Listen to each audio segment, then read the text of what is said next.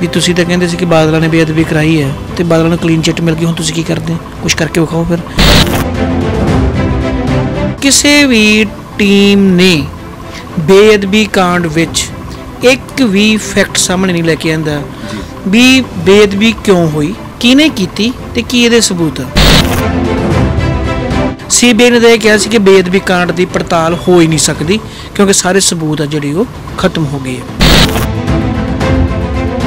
SIT ਨੇ ਜਿਹੜੀ latest report submit ਕੀਤੀ ਹੈ, ਇਨਫੈਕਟ ਇਹ ਰਿਪੋਰਟ ਆ ਜਿਹੜੀ ਇਹ ਪਿਛਲੇ ਸਾਲ ਹੀ ਤਿਆਰ ਹੋ ਗਈ ਸੀ।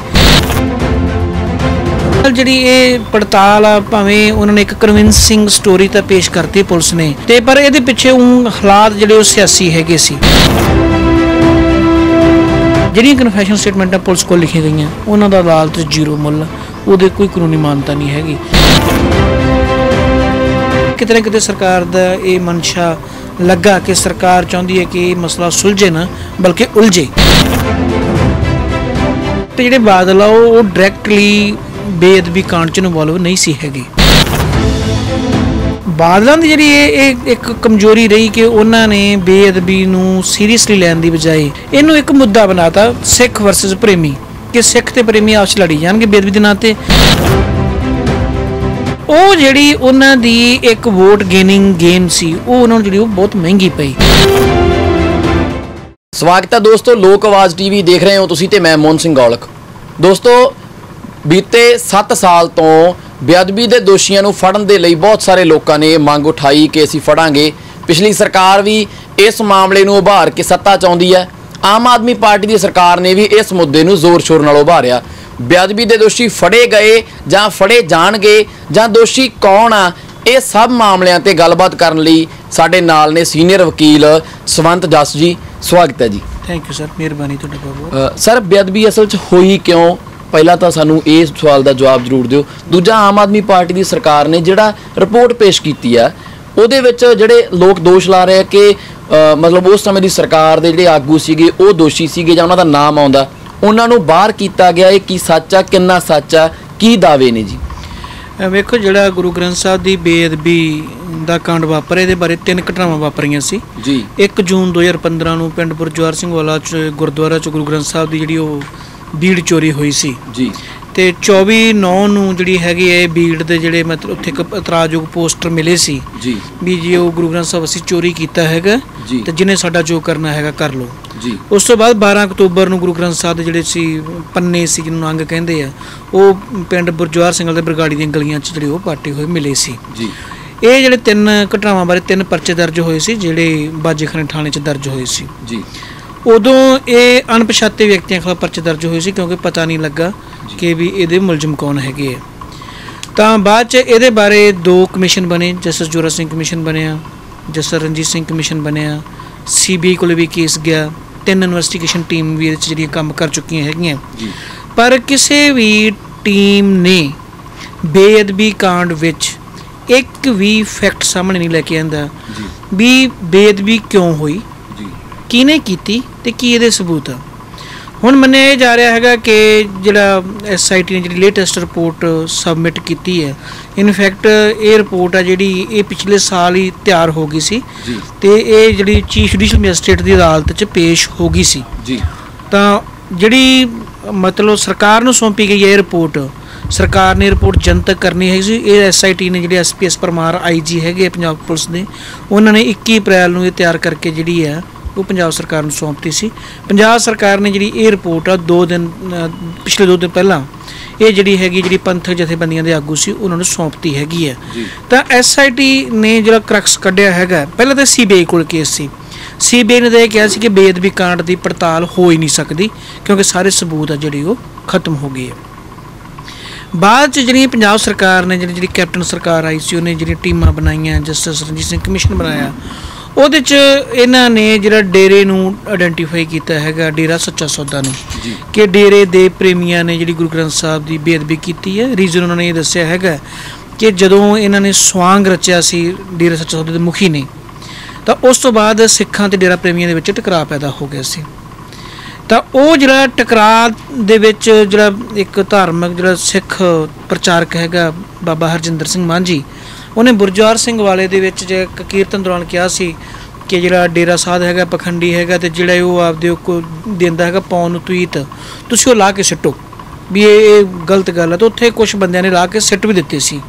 ਤਾਂ ਵਿਸ਼ੇਸ਼ ਜਾਂਚ ਟੀਮ ਇਹ ਕਲੇਮ ਕਰਦੀ ਹੈ ਕਿ ਉਹ ਜਿਹੜੇ ਉੱਥੇ ਸਿੱਟੇ ਗਏ, ਬਾਅਦ 'ਚ ਪ੍ਰੇਮੀਆਂ ਨੇ ਉੱਥੇ ਆਪਦੇ ਗੁਰੂ ਦੇ ਧਾਰਮਿਕ ਚਿੰਨ੍ਹ ਡਿੱਗੇ ਵੇਖੇ ਤਾਂ ਉਹਨਾਂ ਦੀਆਂ ਭਾਵਨਾਵਾਂ ਨੂੰ ਵੀ ਠੇਸ ਪੁੱਜੀ ਅਤੇ ਉਹਨਾਂ ਨੇ ਇਸ ਕਾਰਵਾਈ ਦਾ ਬਦਲਾ ਲੈਣ ਲਈ ਜਿਹੜੀ ਹੈਗੀ ਗੁਰੂ ਗ੍ਰੰਥ ਸਾਹਿਬ ਚੋਰੀ ਕੀਤਾ। ਅਤੇ ਈਵਨ ਕਦੇ ਚਾਹੇ ਸੀ ਕੁਛ ਪ੍ਰਚਾਰਕਾਂ ਨੂੰ ਮਾਰਨ ਦੀ ਵੀ ਪਲਾਨਿੰਗ ਹੈਗੀ ਸੀ ਅਤੇ ਬੀੜ ਸਿੱਖਾਂ ਵਾਲੇ 'ਚ ਉੱਥੇ ਜਿਹੜਾ ਹੈਗਾ ਉਹ ਕੁਛ ਪ੍ਰੇਮੀਆਂ ਨੇ ਟ੍ਰੇਨਿੰਗ ਵੀ ਲਈ, ਇਸ ਤਰ੍ਹਾਂ ਦਾ ਵੀ ਹੈਗਾ। ਬਟ ਜਿਹੜੀ SIT ਦੀ 7 ਸਾਲ ਲੰਮੀ ਪੜਤਾਲ ਚੱਲੀ ਹੈ, ਹਰ ਪਹਿਲੂ ਤੋਂ ਜਿਹੜੀ ਸਰਕਾਰ ਦਾ ਕਰੀਬ 100 ਕਰੋੜ ਰੁਪਏ ਖਰਚ ਆਇਆ ਹੈਗਾ, ਕਿਸੇ ਵੀ ਡੇਰਾ ਪ੍ਰੇਮੀ ਕੋਲੋਂ ਗੁਰੂ ਗ੍ਰੰਥ ਸਾਹਿਬ ਦੇ ਕੋਈ ਪੰਨੇ ਨਹੀਂ ਮਿਲੇ ਜਾਂ ਗੁਰੂ ਗ੍ਰੰਥ ਸਾਹਿਬ ਦੀ ਬੀੜ ਨਹੀਂ ਮਿਲੀ ਜਾਂ ਜਿਲਦ ਨਹੀਂ ਮਿਲੀ ਹੈਗੀ।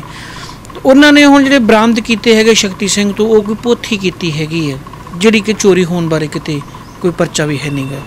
ਤਾਂ ਇੱਕ ਤਰ੍ਹਾਂ ਨਾਲ ਜਿਹੜੀ ਇਹ ਪੜਤਾਲ ਆ, ਭਾਵੇਂ ਉਹਨਾਂ ਨੇ ਇੱਕ ਕਨਵਿੰਸਿੰਗ ਸਟੋਰੀ ਤਾਂ ਪੇਸ਼ ਕਰਤੀ ਪੁਲਿਸ ਨੇ ਵੀ ਅਸਲ 'ਚ ਟਕਰਾਅ ਹੈਗਾ ਸੀ, ਅਤੇ ਪਰ ਇਹਦੇ ਪਿੱਛੇ ਉਹ ਹਾਲਾਤ ਜਿਹੜੇ ਉਹ ਸਿਆਸੀ ਹੈਗੇ ਸੀ। ਹੁਣ ਇਹ ਪ੍ਰਚਾਰ ਜਿਹੜਾ ਹੋ ਰਿਹਾ ਹੈਗਾ ਕਿ ਬਾਦਲਾਂ ਨੂੰ ਕਲੀਨ ਚਿੱਟ ਮਿਲੀ ਹੈ। ਇਨਫੈਕਟ ਜਿਹੜੇ ਬਾਦਲ ਆ ਉਹ ਡਾਇਰੈਕਟਲੀ ਬੇਅਦਬੀ ਕਾਂਡ 'ਚ ਇਨਵੋਲਵ ਨਹੀਂ ਸੀ ਹੈਗੇ। ਸਹੀ ਗੱਲ ਇਹ ਹੈ ਕਿ ਜਦੋਂ ਇਹ ਬੇਅਦਬੀ ਕਾਂਡ 2015 'ਚ ਹੋਇਆ ਉਦੋਂ ਨਰਮੇ 'ਤੇ ਚਿੱਟੀ ਮੱਖੀ ਦਾ ਹਮਲਾ ਹੋਇਆ ਸੀ। ਕਿਸਾਨ ਬਹੁਤ ਮਾੜੀ ਸਥਿਤੀ 'ਚ ਸੀ, ਕਿਸਾਨ ਆ ਜਿਹੜੇ ਉਹ ਬੈਠੇ ਹੋਏ ਸੀ ਰੇਲਵੇ ਦੀਆਂ ਲਾਈਨਾਂ 'ਤੇ। ਤਾਂ ਬੇਅਦਬੀ ਤਾਂ ਕਿਸੇ ਏਜੰਸੀ ਦਾ ਹੱਥ ਹੈ, ਇਹਦੇ 'ਚ ਕੋਈ ਕਲੀਅਰ ਨਹੀਂ ਗੀ, ਪੰਜਾਬ ਦਾ ਕੋਈ ਬੰਦਾ ਉਹਦੇ 'ਚ ਉਸਦਾ ਇਨਵੋਲਵ ਨਾ ਹੋਵੇ। ਬਾਦਲਾਂ ਦੀ ਜਿਹੜੀ ਇਹ ਇੱਕ ਕਮਜ਼ੋਰੀ ਰਹੀ ਕਿ ਉਹਨਾਂ ਨੇ ਬੇਅਦਬੀ ਨੂੰ ਸੀਰੀਅਸਲੀ ਲੈਣ ਦੀ ਬਜਾਏ ਜਾਂ ਇਹਦੇ ਮੁਲਜ਼ਮਾਂ ਨੂੰ ਫੜ ਕੇ ਉਹਨਾਂ ਨੂੰ ਸਜ਼ਾ ਦਿਵਾਉਣ ਲਈ ਜਾਂ ਟਾਈਮ ਸਿਰ ਕਾਰਵਾਈ ਕਰਨ ਦੀ ਥਾਂ ਇਹਨੂੰ ਇੱਕ ਮੁੱਦਾ ਬਣਾਤਾ ਸਿੱਖ ਵਰਸਸ ਪ੍ਰੇਮੀ, ਕਿ ਸਿੱਖ ਅਤੇ ਪ੍ਰੇਮੀ ਆਪਸ 'ਚ ਲੜੀ ਜਾਣਗੇ ਬੇਅਦਬੀ ਦੇ ਨਾਂ 'ਤੇ, ਸਾਨੂੰ ਦੋਵੇਂ ਧਿਰਾਂ ਵੋਟਾਂ ਪਾਈ ਜਾਣਗੀਆਂ, ਪ੍ਰੇਮੀਆਂ ਤੋਂ ਡਰਾ ਕੇ ਲਈ ਜਾਣਗੇ, ਸਿੱਖਾਂ ਨੂੰ ਕਹਿ ਦੇਣਗੇ ਵੇਖ ਲਓ ਤੁਹਾਡੇ ਪਿੱਛੇ ਅਸੀਂ ਹੁਣ ਪ੍ਰੇਮੀਆਂ ਨਾਲ ਪੰਗਾ ਲਿਆ ਹੋਇਆ। ਤਾਂ ਉਹ ਜਿਹੜੀ ਉਹਨਾਂ ਦੀ ਇੱਕ ਵੋਟ ਗੇਨਿੰਗ ਗੇਮ ਸੀ ਉਹ ਉਹਨਾਂ ਨੂੰ ਜਿਹੜੀ ਉਹ ਬਹੁਤ ਮਹਿੰਗੀ ਪਈ। ਅਲਟੀਮੇਟਲੀ ਜਿਹੜਾ ਹੈਗਾ ਬੇਅਦਬੀ ਕਾਂਡ ਉਹ ਬਾਦਲਾਂ ਦੇ ਸਿਰ ਪੈ ਗਿਆ। ਹੁਣ ਸੱਚੀ ਗੱਲ ਇਹ ਹੈ ਕਿ 1 ਜੂਨ ਨੂੰ ਗੁਰੂ ਗ੍ਰੰਥ ਸਾਹਿਬ ਚੋਰੀ ਹੋਇਆ 2015 ਨੂੰ, 8 ਜੂਨ ਤੱਕ ਕਿਸੇ ਵੀ ਅਖਬਾਰ 'ਚ ਜਾਂ ਚੈਨਲ 'ਤੇ ਖਬਰ ਨਹੀਂ ਸੀ ਕਿ ਚੋਰੀ ਹੋਇਆ। 8 ਜੂਨ ਨੂੰ ਅਚਾਨਕ ਸਰਕਾਰ ਕੀ ਕਰਦੀ ਕਿ ਫਰੀਦਕੋਟ ਅਤੇ ਮੋਗੇ ਜ਼ਿਲ੍ਹੇ ਦੀ ਪੁਲਿਸ ਆ ਉਹ ਪਿੰਡ ਗੁਰਜਵਾਰ ਸਿੰਘ ਵਾਲੇ ਛੱਪੜ 'ਤੇ ਲਾ ਦਿੰਦੀ ਹੈ ਕਿ ਇੱਥੋਂ ਗੁਰੂ ਗ੍ਰੰਥ ਸਾਹਿਬ ਉਸ ਚੋਰੀ ਕਰਕੇ ਇਹਦੇ ਵਿੱਚ ਸਿੱਟਤਾ ਹੋਵੇ। ਹਾਲਾਂਕਿ ਇਹ ਗੱਲ ਬੜੀ ਪਿੰਡ ਲੈਵਲ 'ਤੇ ਹੱਸੋ ਹੀ ਨਹੀਂ ਸੀ। ਮਤਲਬ ਇੱਕ ਸਰਕਾਰ ਨੇ ਪਹਿਲਾਂ ਇਸ ਮੁੱਦੇ ਨੂੰ ਹਵਾ ਦਿੱਤੀ ਔਰ ਉਹ ਹਵਾ ਇੰਨੀ ਦਿੱਤੀ ਗਈ ਕਿ ਪਿੱਛੇ ਮੁੜਨਾ ਔਖਾ ਹੋ ਗਿਆ। ਇਸੇ ਬੇਅਦਬੀ ਕਾਂਡ 'ਚੋਂ ਫਿਰ ਜਿਹੜਾ ਹੈਗਾ ਕੋਟਕਪੂਰਾ ਗੋਲੀ ਕਾਂਡ ਨਿਕਲਿਆ ਜਿਹਦੇ 'ਚ ਬਾਦਲ ਸਰਕਾਰ ਡਾਇਰੈਕਟਲੀ ਇਨਵੋਲਵ ਸੀ। ਉਸ ਤੋਂ ਬਾਅਦ ਜਿਹੜਾ ਬੇਅਦਬੀ ਜਿਹੜਾ ਆਪਣਾ ਬਹਿਬਲ ਗੋਲੀ ਕਾਂਡ ਹੋਇਆ ਉਹਦੇ 'ਚ ਪੰਜਾਬ ਸਰਕਾਰ ਦਾ ਜਿਹੜਾ IG ਪਰਮਰਾਜ ਸਿੰਘ ਉਮਰਾ ਨੰਗਲ ਅਤੇ ਸਮੇਤ ਸੈਣੀ ਅਤੇ 3-4 ਹੋਰ ਪੁਲਿਸ ਅਫਸਰ ਉਹ ਡਾਇਰੈਕਟਲੀ ਇਨਵੋਲਵ ਸੀ। ਉਹਨਾਂ ਦੇ ਪਰਚੇ ਵੀ ਦਰਜ ਹੋਏ ਆ, ਪਰਮਰਾਜ ਸਿੰਘ ਉਮਰਾ ਨੰਗਲ 'ਚ ਅਰੈਸਟ ਵੀ ਹੋਇਆ ਹੈਗਾ। ਬਾਕੀਆਂ ਨੇ ਬਹਿਬਲ ਗੋਲੀ ਕਾਂਡ ਦੀ ਜਿਹੜੀ ਇਨਵੈਸਟੀਗੇਸ਼ਨ ਸੀ ਉਹਨੂੰ ਮਤਲਬ ਇਹ ਕਿਹਾ ਸੀ ਕਿ ਪੱਖਪਾਤੀ ਹੈ ਜੀ, CBI ਤੋਂ ਕਰਵਾਓ, ਇਹ ਝੂਠੇ ਸਾਨੂੰ ਪੰਜਾਬ ਸਰਕਾਰ ਜਾਣ ਕੇ ਫਸਾ ਰਹੀ ਹੈ। ਤਾਂ ਕੱਲ੍ਹ ਹਾਈ ਕੋਰਟ ਨੇ ਉਹਨਾਂ ਦੀਆਂ ਇਹ ਗੱਲਾਂ ਮੰਨਣ ਤੋਂ ਇਨਕਾਰ ਕਰਤਾ।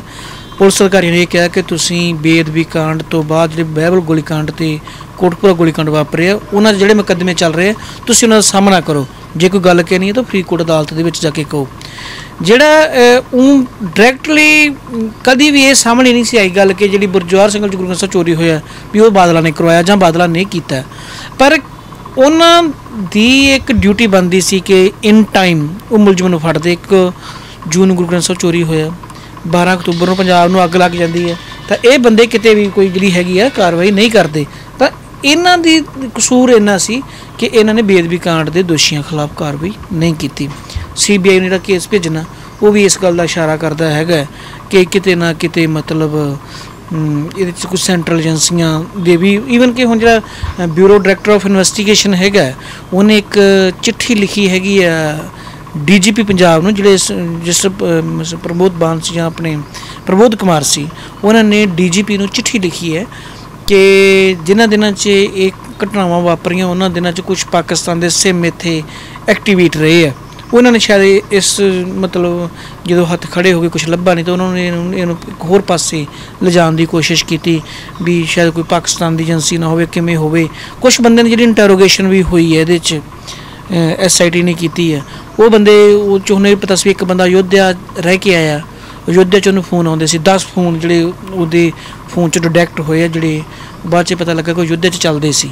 ਪਰ ਉਹ ਫੈਕਟ ਜਿਹੜਾ ਹੈਗਾ ਉਹ ਕਿਸੇ ਵੀ ਇਨਵੈਸਟੀਗੇਸ਼ਨ ਟੀਮ 'ਚ ਨੇ ਮਤਲਬ ਫੈਕਟ ਜਿਹੜਾ ਹੈਗਾ ਉਹ ਰਿਕਾਰਡ 'ਤੇ ਨਹੀਂ ਲਿਆਂਦਾ ਹੈਗਾ।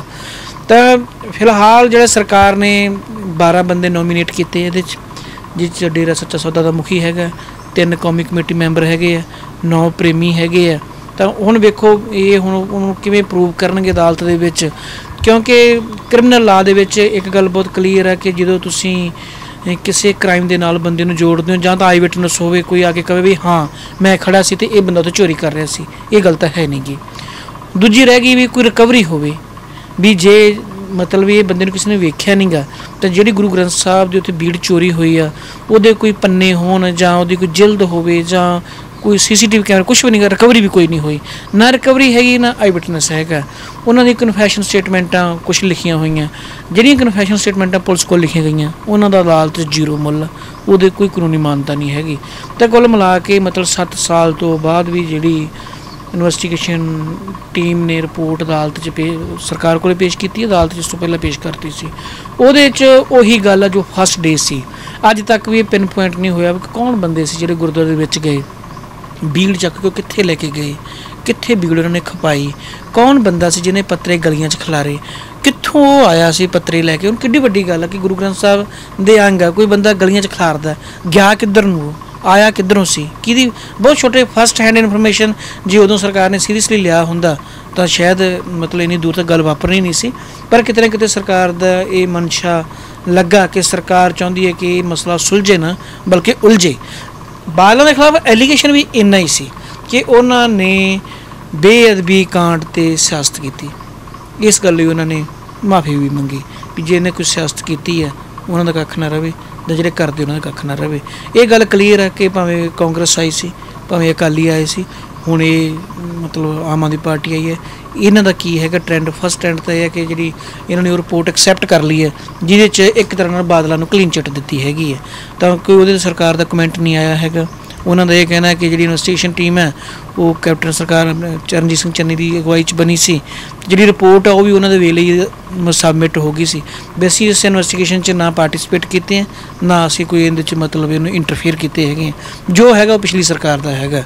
ਪਰ ਜਿਹੜਾ ਕੱਲ੍ਹ ਬਾਈਬਲ ਗੋਲੀਕਾਂਡ ਅਤੇ ਕੋਟਕਪੂਰਾ ਗੋਲੀਕਾਂਡ 'ਚ ਫੈਸਲਾ ਆਇਆ ਹੈਗਾ ਹਾਈ ਕੋਰਟ ਦਾ, ਉਹਨੂੰ ਸਰਕਾਰ ਨੇ ਮਤਲਬ ਆਪਦੇ ਹੱਕ 'ਚ ਕਿਹਾ ਵੀ ਅਸੀਂ ਇਹ ਕਰਕੇ ਵਿਖਾਇਆ ਹੈਗਾ, ਸਾਡਾ ਐਡਵੋਕੇਟ ਜਨਰਲ ਨਵਾਂ ਸੀ, ਅਸੀਂ ਇੱਕ ਲੀਗਲ ਬੈਟਲ ਜਿੱਤੇ ਹਾਂ।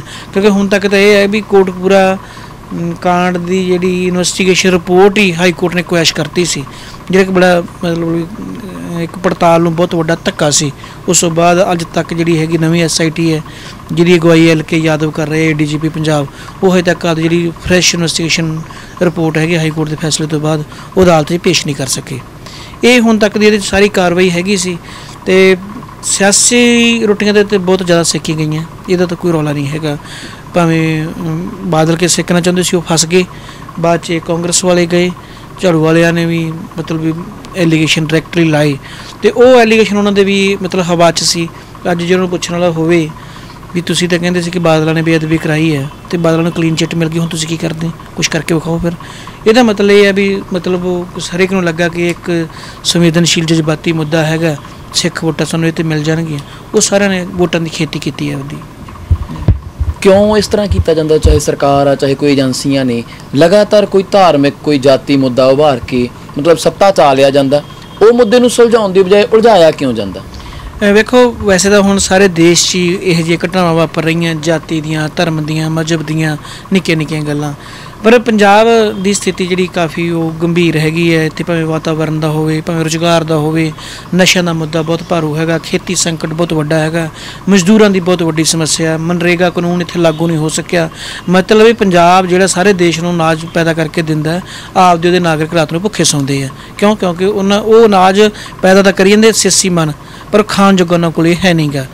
ਤਾਂ ਉਹ ਇਹਨਾਂ ਸਮੱਸਿਆਵਾਂ ਨੂੰ ਸਰਕਾਰਾਂ ਸੰਬੋਧਿਤ ਹੋਣ ਦੀ ਥਾਂ 'ਤੇ ਲੋਕਾਂ ਨੂੰ ਜਜ਼ਬਾਤੀ ਮੁੱਦਿਆਂ 'ਤੇ ਜਿਹੜਾ ਹੈਗਾ ਉਹ ਉਲਝਾਉਣ 'ਚ ਜ਼ਿਆਦਾ ਸਰਗਰਮ ਰਹੀਆਂ। ਇੱਥੇ ਬਹੁਤ ਕੁਛ ਇਸ ਤਰ੍ਹਾਂ ਦਾ ਹੋਇਆ, ਜਿਵੇਂ PGI ਨੂੰ ਬੱਸ ਇਹਨਾਂ ਨੇ ਫ੍ਰੀ ਨਹੀਂ ਲਾਈ, DMC ਨੂੰ ਬੱਸ ਫਰੀ ਨਹੀਂ ਲਾਈ, ਜਾਂ ਕਿਸੇ ਪਿੰਡ 'ਚੋਂ ਸਰਕਾਰੀ ਮੈਡੀਕਲ ਕਾਲਜ ਨੂੰ ਬੱਸ ਫਰੀ ਨਹੀਂ ਲਾਈ।